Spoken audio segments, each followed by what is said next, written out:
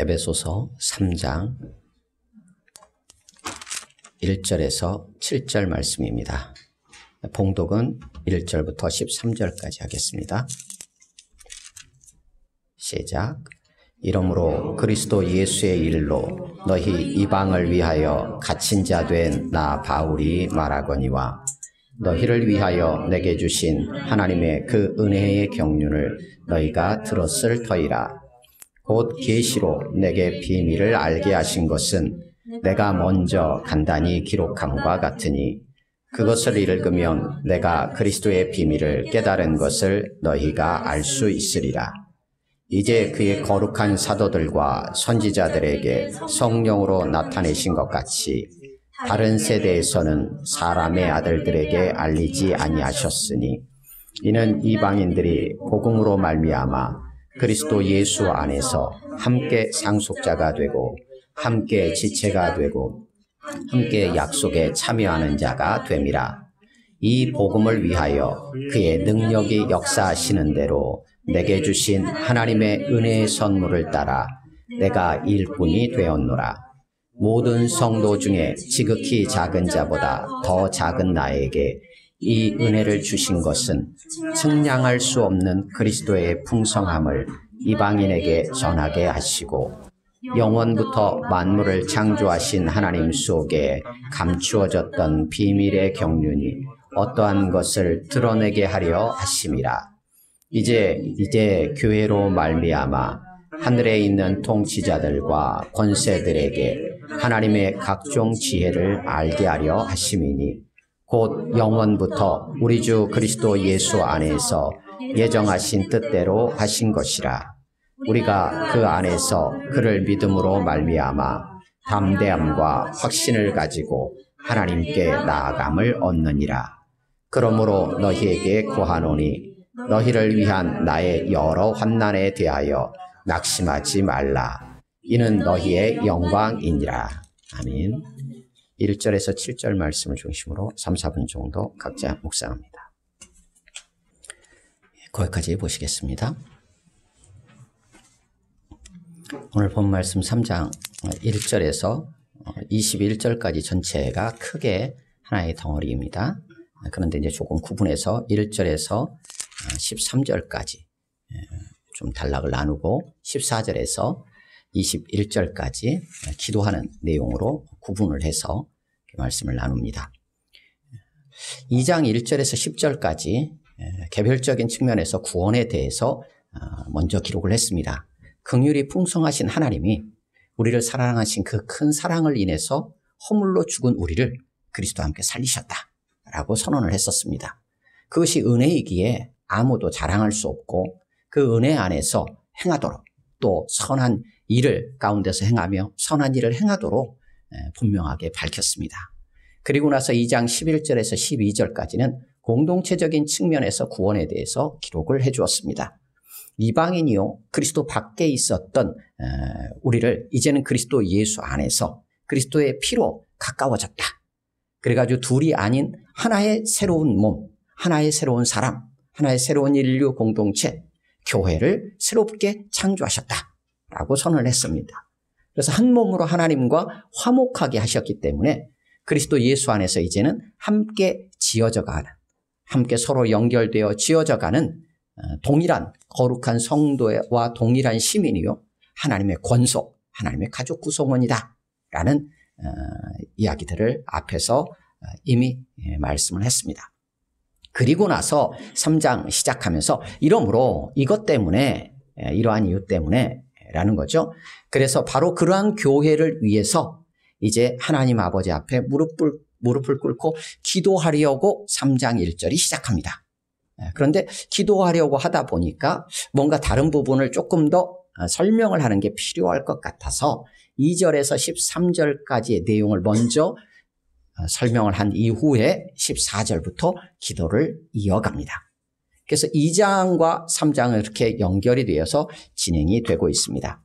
그중에서 오늘 3장 1절에서 13절까지는 2장의 내용에 기초한 바로 그 교회가 어떤 모습으로 든든하게 서야 될지 어떤 모습으로 든든하게 서도록 하나님 앞에 기도하기에 앞서서 바로 지금 전하고 있는 그 복음에 대한 내용, 2장에서 다루었던 그 내용이 얼마나 특별한 것인지에 대한 부분을 다시 한번 강조하고, 그것이 바울 자신이 그냥 자기의 생각으로 나눈 게 아니라 하나님께서 주신 것이다 라는, 출처가 하나님께 있다, 권위가 그러기에 하나님께 있다라는 것을 다시 한번 강조하면서, 또한 그러한 지금 바울의 현재 상황이 로마 감옥에 갇혀 있었기 때문에 그것으로 인하여서 근심할 수신자들, 그들의 마음을 달래며 격려하면서 먼저 오늘의 말씀 1절에서 13절까지를 이렇게 기록하고 있는 것으로 우리가 이해할 수 있습니다. 오늘 본문 3장 1절에서 13절까지는 또 크게 나누면 두 개로 나눌 수 있어요. 7절까지 앞부분과 8절 이후 13절까지 두 부분으로 나눌 수 있는데, 그중에서 오늘 1절에서 7절까지 말씀을 같이 나눕니다. 오늘 본문은 1절이 구분이 됩니다. 1절을 같이 읽겠습니다. 시작. 이러므로 그리스도 예수의 일로 너희 이방인을 위하여 갇힌 자 된 나 바울이 말하거니와, 물론 원문상에는 말하거니와 라는 단어는 없습니다. 우리 대한성서공회 성경상에 작은 글씨로 이렇게 인쇄되어 있는 것은 원문상에는 없는 단어인데 우리가 이해를 돕도록 하기 위해서 그렇게 붙여져 있어요. 개역성경, 우리 개정되기 이전의 개역성경에는 여기가 어떻게 표시되어 있냐면 줄임표로 되어 있어요. 점점점으로 이렇게 표시가 되어 있어요. 그래서 나 바울은 점점점점 이렇게 되어 있어요. 원문상으로 보면 그 개역성경의 그 표현이 그냥 그대로 더 이렇게 낫지 않을까 이런 생각은 들어요. 그러니까 2장까지 이렇게 나누고 나서 2장까지의 내용을 이렇게 줄여서 앞부분 2장 11절에서 22절을 이렇게 줄인다면 멀리 있었던 너희가 이제 그리스도 예수 안에서 그리스도의 피로 가까워졌다. 그러니까 둘이 아니라 하나의 몸으로 새롭게 창조되었다라는 얘기를 했어요. 이것 때문에 그렇게 세워진 교회이기 때문에 내가 이제 너희를 위해서 기도하려고 한다라는 얘기를 하려고 1절이 시작된 것처럼 보입니다. 그래서 이러므로 앞에 2장에 근거한 내용 때문에 그리스도 예수의 일로 너희 이방인을 위하여 갇힌 자 된 나 바울은 하고 얘기를 하다가 잠깐 그 전에 뭔가에 대해서 설명할 게 있을 것 같아 라고 해서 점점점 한 다음에 동사로 해서 문장이 마무리가 안 되고 2절로 넘어가요. 그렇게 구성이 되어 있습니다. 그리고 나서 2절부터 7절까지 내용이 설명되어 있는데 2절, 3절, 4절에서 특별히 지금 전했던 그 복음, 그것을 오늘 본문에서는 비밀이라는 단어를 또 사용하고 있어요. 그 비밀, 그것은 하나님께서 내게 주신 것이고, 물론 이제 그것에 대한, 주셨다라는 것에 대한 의미는 조금 더 이제 다른 부분을 지칭하는 것으로 이해할 수도 있지만, 여하튼 하나님이 주신 것이고 하나님이 알게 하신 것이다 라는, 그 하나님께서 깨닫게 하셨다라는 것들을 다시 한번 확인하고 5절, 6절에서 그 비밀의 내용에 대한 부분들을 설명을 한 다음에 7절에서 바로 그 비밀, 복음 때문에 지금 내가 일꾼이 되었다라는 이야기를 7절까지 이어져 갑니다. 그리고 나서 8절 이후로 해서는 그 부르신 일꾼, 부르심 받은 일꾼으로 합당하게 그 역할들을 다 잘 감당하도록 하나님께서 나를 불러주셨고 그 역할을 해오고 있는 것이다 라고 하면서 13절에서 그러니까 내가 이렇게 지금 갇혀있는 것, 이런 환난, 그것 때문에 너희가 낙심하지 말아라. 오히려 그것은 너희의 영광이다 라고 수신자들의 마음을 위로하며 그들에게 격려하면서, 지금 감옥에 갇혀있는 자가 그러면서 지금 오늘 본문을 이어가고 있습니다. 오늘 본문은 1절에서 이러므로 라고 시작을 합니다. 이것 때문에, 앞에 있는 내용 때문에 이제 우리 번역상으로는 그리스도 예수의 일로 너희 이방인을 위하여 갇힌 자 된 나 바울 이렇게 돼 있어요.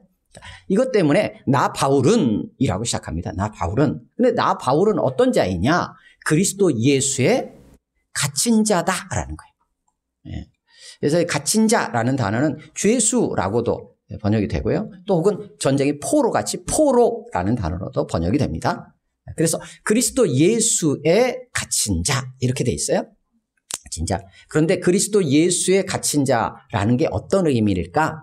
라고 했을 때 우리 개역개정상에서는 이것을 그리스도 예수의 일로 갇혔다라고 해서 그리스도 예수 때문에 갇힌 자라고 이렇게 이해를 돕기 위해서 번역을 해놓은 거예요. 근데 그리스도 예수에 갇힌 자라는 표현은 크게 두 가지로 이해할 수 있습니다. 하나는 우리 개역개정과 같이 그리스도 예수의 일로, 그러니까 그리스도 예수 때문에 그리스도 예수를 위해서 갇힌 자, 이렇게 이해하는 게 하나가 있고요. 또 하나는 그리스도 예수께 사로잡힌 자, 이렇게도 이해할 수 있어요.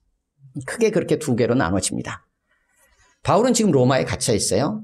갇힌 지 이제 보통 이해하기를 3차 전도 여행을 하고 나서 예루살렘에서 무고를 당해서, 그러니까 자기가 짓지 않았지만 성전에 이제 이방인을 데리고 갔다라는 어떤 빌미로 해서 바울을 포박을 했어요. 그래서 바울을 잡아가지고 가이사랴에 가둔 다음에 가이사랴에서 한 2년 정도 잡혀 있다가 로마로 가서 로마에서 한 3년 정도 감옥 생활을 했던 것으로 우리가 이해를 합니다. 그런 시점쯤에 지금 이 에베소서를 기록하고 있다라고 이제 우리가 보통 그렇게 봅니다. 그랬을 때 물론 이제 감옥이라는 공간 안에 갇혀 있기보다는 로마에서는 따로 그냥 집을 하나 둬가지고 거기 밖으로 나가지 말고 돕는 자 하나, 수종들자 한 명 두고 거기에서 이제 어찌 보면 유배 생활처럼 이렇게 감금 상태처럼 있었던 상황입니다. 그것이 사도행전에도 기록이 되어 있었죠.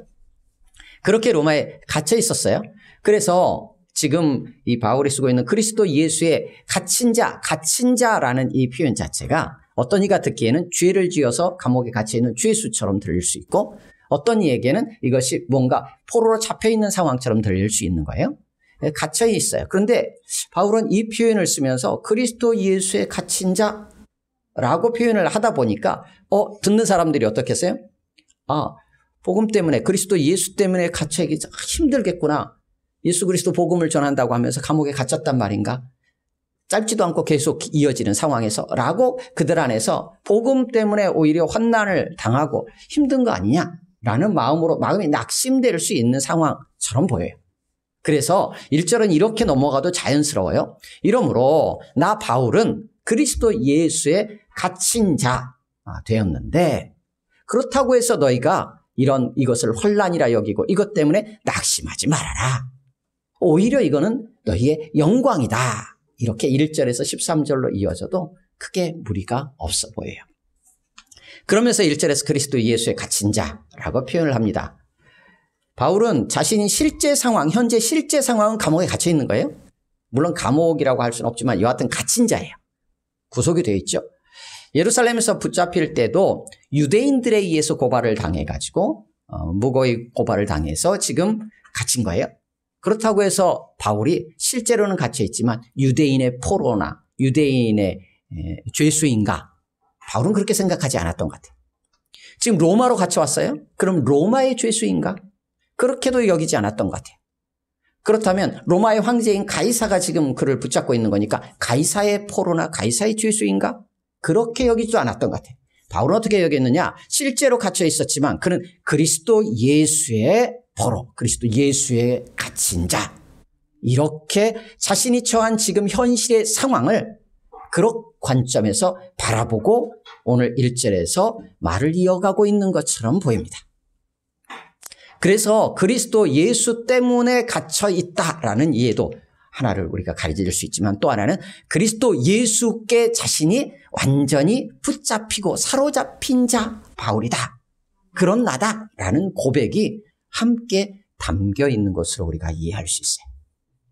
우리가 살아가는 삶의 현실, 그것이 어떠하든지 그 현실을 바라보는 실제 상황은 이렇게 바울처럼 갇혀 있을 수 있어요. 하지만 그것에 대한 고백, 그리스도 예수 안에서 살아가는 믿음의 사람들, 교회 성도들이라면 어떤 고백을 가지는 게 필요할까라는 것을 다시 한번 생각하게 돼요.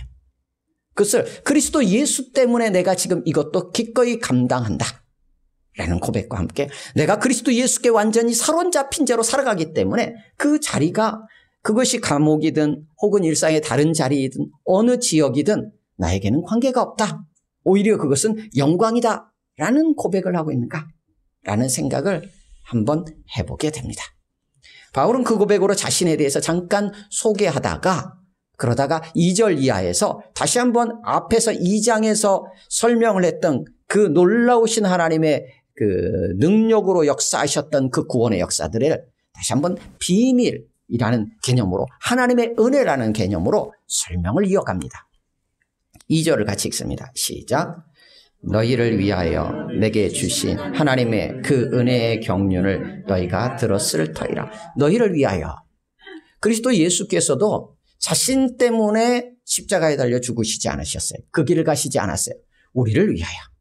바울도 지금 감옥에 갇혀 있고 또 혹은 그리스도 예수께 사로잡힌 자의 삶을 살아가는 것이 자신을 위해서가 아니라 너희를 위함이다 라고 고백을 하고 있어요.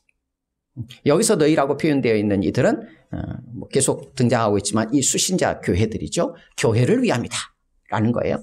함께하고 좀 더 연약하고 복음으로 세워지고 2장 표현에 의한다면 함께 연결되어 함께 지어져가는 성전이요, 함께 하나님의 가족 구성원이 된 자들, 그들을 위해서 지금 바울은 갇혀있다라는 거예요. 그 고백을 하고 있어요. 그래서 너희를 위하여 어떻게 했느냐? 하나님께서 내게 주셨다라는 거예요. 뭐를 주셨느냐? 하나님의 은혜를 주셨다라는 것입니다. 그 은혜가 무엇이냐? 경륜이다 라고 얘기합니다. 물론 경륜에 대해서는 크게 두 가지로 이해할 수 있어요. 하나는 청지기 직분이라고 번역이 되어 있고요. 또 하나는 하나님의 경영, 하나님의 큰 경영 속의 계획하심이라고 크게 두 가지로 구분해서 번역이 됩니다. 앞부분 1장 9절에서도 그리스도 안에서 때가 찬 경륜을 위하여 예정하신 것이니 할 때 경륜이라는 단어로 번역이 되어서 등장합니다. 하나님의 크신 계획이에요. 그리스도 예수 안에서 이루시려고 했던 하나님의 놀라우신 계획이 있어요. 하나님의 뜻이 있습니다. 큰 뜻이에요. 근데 오늘 본문 3장 2절에 나오는 하나님의 그 은혜의 경륜이라고 할 때는 보다 더 바울과 직접적으로 연결되어진 하나님의 어떤 계획, 이렇게 이해할 수 있을 것 같아요. 그래서 이것을 청지기, 바울이 받은 직분과 연결해서 직접적으로 이해하기도 합니다. 어느 쪽이든 간에 하나님이 주신 거라는 거예요. 하나님. 자신에게 하나님의 은혜를 주셨는데 그것은 하나님이 주신 거예요. 그러니까 자신이 지금 살아가는, 발 디디고 있는 그 삶의 자리, 그리고 거기서 지금 전하고 있는 이 복음 뿐만 아니라 그 복음을 전할 수 있게 하나님께서 자신을 불러주셨고 맡겨주셨다라는 고백을 가지고 있는 거예요. 삶의 자리뿐만 아니라 거기서 하게 되는 모든 일들과 자신의 지금 처한 상황 모든 것이 하나님께서 허락하신 은혜다, 하나님의 은혜다라고 고백하고 그 은혜가 나에게 직분으로 주어졌다, 혹은 그 은혜의 하나님의 계획에 따라서 나에게 주셨다, 이렇게 고백을 하고 있습니다. 그 하나님의 은혜는 물론 2장에서 나누었던 그 구원에 대한 하나님의 놀라우신 계획들을 담고 있는 것처럼 보입니다. 그래서 그 하나님의 은혜의 경륜을 직분으로 이해한다면 바울 자신 받은 직분이 되고, 이것을 경륜을 하나님의 계획이라고 이해한다면 2절에 하나님의 은혜의 경륜은 3절에 나오는 비밀, 4절에 나오는 그리스도의 비밀, 그리고 6절과 7절에 나오는 복음과 연결되어서 이해할 수 있어요. 너희를 위하여, 교회를 위하여 하나님께서 내게 이 그리스도의 비밀을, 이 복음을 내게 맡겨주셨다라는 얘기를 하고 있는 거예요. 그렇게 이해할 수 있어요. 그것이 무엇인지, 그것이 어떻게 내가 지금 알게 되었는지를 3절에서 또 추가적으로 설명합니다. 3절 같이 읽습니다. 시작. 곧 계시로 내게 비밀을 알게 하신 것은 내가 먼저 간단히 기록함과 같으니, 내게 주셨다라고 2절에서 했는데 이제 3절에서는 그것을 비밀이라는 단어를 사용해가지고 그 비밀을 내게 알게 하셨다라고 해요. 그 비밀이 내게 알려졌다, 이렇게 돼 있어요. 그 비밀. 근데 어떻게 알려졌느냐? 계시로라고 표현돼 있어요. 그러니까 비밀이라는 것은 감추기 위한 거잖아요. 비밀은 감춰져 있다라는 거예요. 근데 이것이 어떻게 나에게 알려졌냐면 계시로. 계시는 하나님께서 그 뭔가를 덮어가지고 가려웠던 것을 덮개를 딱 걷어 제치고 그것을 밝히 드러내셨다는 거예요. 하나님께서 그 비밀을, 그 구원에 대한 복음을 둘이 아니라 한 몸으로 이루셔서, 그래서 하나님과 화목하게 하시고 아름답게 하나님의 가족으로 그렇게 함께 지어져 가게 하시는 이 놀라운 비밀을 계시로 나에게 알려주셨다라는 거예요. 내가 먼저 간단히 기록함과 같으니, 이것은 뭐 다른 어떤 서신이 있었다기보다는 앞의 내용들이에요. 1장에서부터 쭉 얘기해 왔고 가깝게는 2장의 내용들입니다. 내가 지금 앞에서 간단히 얘기했어요. 그러니까 에베소서에서 전체적으로 지금 초점을 맞추려고 했던 내용이 무엇인지를 우리가 다시 한번 생각해 보게 돼요. 그래서 2장의 이 모든 부분들을 내가 먼저 기록한 것과 같다라고 얘기하면서 4절로 이어집니다. 4절 같이 읽습니다. 시작. 그것을 읽으며 내가 그리스도의 비밀을 깨달은 것을 너희가 알 수 있으리라. 그러니까 먼저 간단히 기록했던 2장의 내용들, 이 내용들을 너희가 읽으면 내가 그리스도의 비밀을 깨달았다는 것을 너희가 알 수 있을 것이다 라는 얘기. 그것이 그리스도의 비밀이고 내가 그것을 깨달아가지고 너희한테 지금 이것을 쓰고 있고 너희에게 서신으로 기록하고 있다라는 것을 너희가 읽으면 알 것이다 라고 이야기를 합니다. 그래서 2절, 3절, 4절에서는 다 너희를 위하여 교회를 위하여서 하나님께서 내게 주신 것이고 그 은혜요. 그것이 비밀이며 그것을 나로 하여금 계시로 알게 하셨고 그래가지고 내가 깨닫게 되었고 그것을 내가 너희에게 충실하게 전달했다. 그래서 너희도 그것을 읽으면 알 수 있을 것이다 라는 얘기를 2절에서 4절까지 지금 전한 내용들 2장까지의 내용이 출처가 하나님께 있고 권위가 하나님께 있음을 이것을 통해서 확실하게 확언을 하고 뿐만 아니라 그것은 놀라운 비밀이고 그리스도의 비밀이라는 것을 다시 한번 강조하고 있는 것처럼 보입니다. 그리고 나서 5절에서 그것이 어떻게 또 주어졌는지 일반적으로 조금 확대를 합니다. 5절 같이 읽습니다. 시작. 이제 그의 거룩한 사도들과 선지자들에게 성령으로 나타내신 것 같이 다른 세대에서는 사람의 아들들에게 알리지 아니하셨으니 그리스도의 비밀로 지금 2장에서 기록했던 내용들이 이것이 이전에 다른 세대에서는 누구에게도 알려지지 않았다라는 거예요. 그리고 그의 거룩한 사도들과 선지자들에게 성령으로 나타내셨다라는 거예요. 그러니까 사람이 내가 똑똑하니까 이것을 알고 깨달아는 게 아니라 성령으로만 이것이 드러난다는 얘기예요. 물론 구약 성경에도 창세기 12장에서도 아브라함을 부르실 때 너를 통해서 만민이 복을 받으리라. 이사야 49장에서도 이방의 빛을 비추도록 그들을 부르신다라는 말씀들이 계속 있어요. 그래서 온 땅을 향한 이방인들을 향한 하나님의 구원의 계획들이 구약에서도 이미 계속 나왔어요.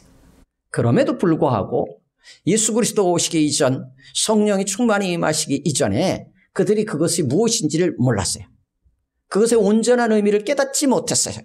하지만 이제는 그의 거룩한 사도들과 선지자들, 여기서는 예수 그리스도 복음을 전하도록 부름받은 자들을 의미하는 걸로 이해할 수 있어요. 구약의 선지자들이라기보다는 그들에게 성령으로 나타나셨다는 거예요.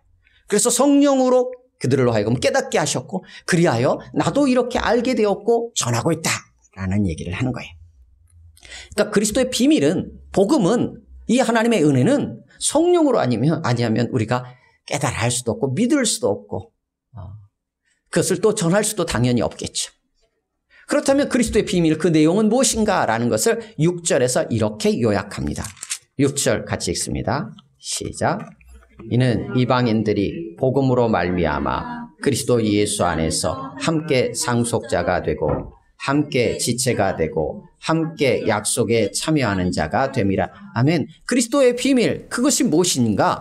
이방인들이 복음으로 말미암아 그리스도 예수 안에서 함께 상속자가 되고 함께 지체, 몸의 지체가 된다는 거예요. 한 몸의 지체가 된다는 거예요. 함께 약속에 참여하는 자가 되었다는 거예요. 2장 앞부분에서도 그렇게 계속 기록했었어요. 2장 19절부터 22절까지 해서 성도들과 동일한 시민이다. 그래서 하나님의 권속이다. 가족 구성원이다. 그래서 서로 연결하여 함께 연결되고 함께 지어져가는 성전이다 라고 얘기했었는데 오늘 본문에서도 그리스도의 비밀은 무엇이냐? 이방인 너희들까지도 모두가 다 하나가 되는 것을 말한다 라는 얘기를 하고 있어요. 그리스도 예수 안에서 이제는 유대인 구분, 이방인 구분, 인종 구분 필요 없어요. 다른 어떤 가진 것, 소유 구분, 능력, 권세 이런 구분이 없어요. 남녀노소의 구분도 없어요. 이제 오직 그리스도 예수 안에서 함께 상속자가 되었다는 거예요. 하나님의 나라를 유업으로 받았고 함께 한 몸의 지체가 되었다라고 선언하고 있어요. 이게 그리스도의 비밀이라는 거예요. 우리야 지금 그게 그렇게 대단한 비밀인가? 라고 별로 피부에 사실 와닿지 않아요. 하지만 이때 당시만 해도 예수 그리스도 복음을 들었던 자들조차도 그런 유대인 그리스도인들조차도 여전히 이방인 그리스도인들을 향하여서 뭔가 이렇게 벽이 있었어요. 그랬던 시대에 아니다, 한 몸으로 만드셨다라는 거예요. 그리스도 예수 안에서 우리는 한 몸이 되었다라는 얘기를 계속 강조하고 있어요. 하나라는 거예요. 다른 어떤 것으로도 우리를 구분할 수 없다, 나눌 수 없다라는 얘기예요. 그게 그리스도의 비밀이다라는 거예요. 예수 그리스도께서 죽으시고 다시 사심으로 우리에게 성취된 놀라운 은혜라는 얘기를 하는 거예요.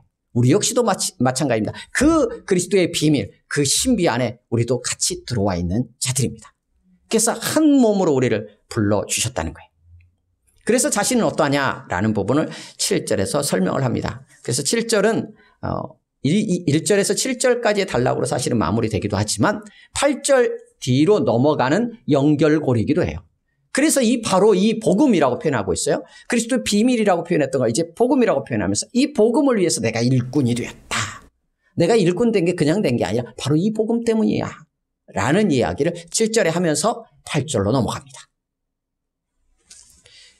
7절부터는 다음 주에 조금 더 추가적으로 설명하면서 말씀을 나누기 원합니다.